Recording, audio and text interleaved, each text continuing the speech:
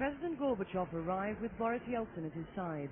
The two men had already met this morning privately as President Gorbachev prepared for this moment, his fight for political credibility with the radicals.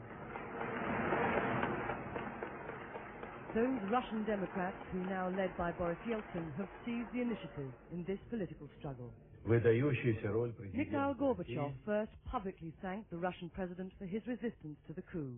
He said he'd played an outstanding role. And as the Russian deputies rose to applaud their president Boris Yeltsin, now surrounded by loyal friends, Mr. Gorbachev braced himself as he prepared to reveal the extent to which he'd been betrayed by his.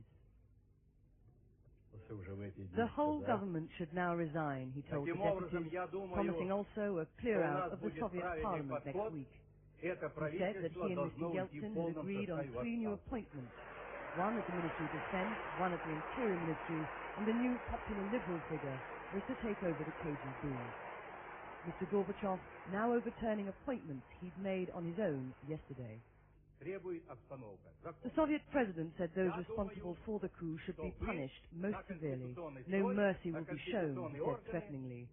But when Mr. Yeltsin interjected, asking him to read out the minutes of the final cabinet meeting for which the grand betrayal had been planned, Mr. Gorbachev balked. The humiliation, it seemed, too great. Mr.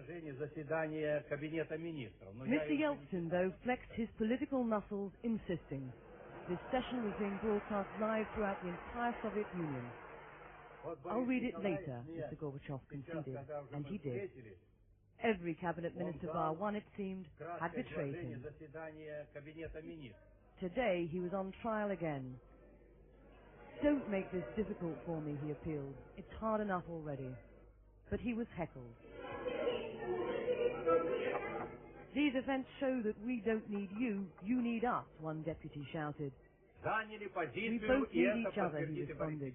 The democratic forces must remain united. But there were some democratic deputies here suspicious of Mr. Gorbachev's democratic credentials, and Yelena Bonner, widow of dissident Andrei Sakharov, cried no when Mr. Gorbachev insisted he'd the support of all the republics.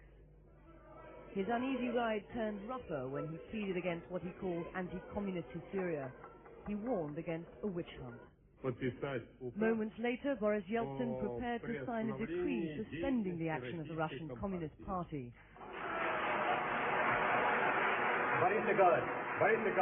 Mr. Gorbachev's appeal could not be heard above the rapturous applause.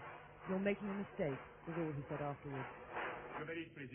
As the session ended, Boris Yeltsin, confident, sure of his way in his own parliament, asked the deputies to show his guest, Mr. Gorbachev, more respect. And he said he hoped the Soviet president would visit more often. A cool reminder, perhaps, that as yet Mr. Gorbachev has nowhere else to go.